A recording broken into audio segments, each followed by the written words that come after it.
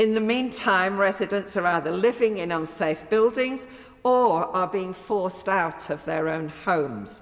Reporting in yesterday's Sunday Times by Martina Lees, she outlined how 15,000 people have been ordered to leave their homes due to safety risks. Many of these people are living in hostels or paying rent alongside a mortgage on a flat they cannot sell. The noble Baroness Thornhill has already mentioned the excoriating article in the Times this weekend, where Martina Lees gives an incredibly thorough and well-researched account of the impact of the cladding scandal. Her investigation points to the fact that those 15,000 residents have been forced to leave their homes due to fire or safety defects, and that escalated last year with the evacuation of at least 21 buildings. She also says that despite £9.1 billion of government grants being set aside to help fix the homes, only £2.1 billion has been spent. The building safety crisis has trapped 700,000 people in dangerous homes and left almost 3 million with flats they cannot sell.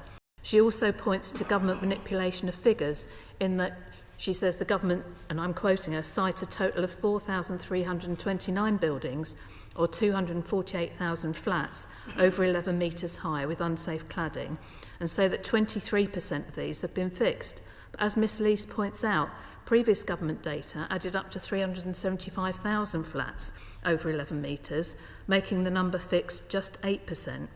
The new total excludes more than 1,000 buildings where the developer must pay for repairs but doesn't know whether work is needed.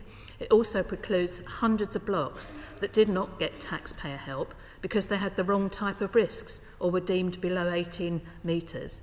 It leaves out up to 7,283 mid-rise buildings that the government had previously estimated to be unsafe. I'm sure the noble Baroness, the Minister, will tell us she doesn't respond to press stories in the Chamber, but the headline issues raised here are that while affected leaseholders continue to endure this misery, some having to pay rent for properties they have been evacuated to on top of the thousands of pounds of service charges they're facing.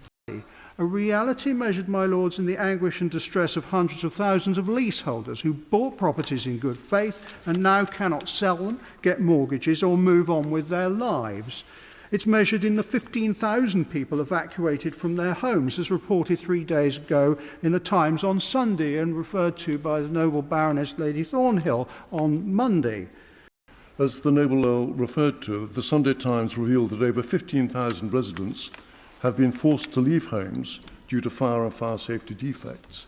And these decants are actually on the rise, with residents decanted from 21 buildings last year. Until these injustices are addressed, the bill with its new rights is meaningless to those leaseholders. There is such deep dissatisfaction with building safety in general and with the glacial progress on remediation in particular.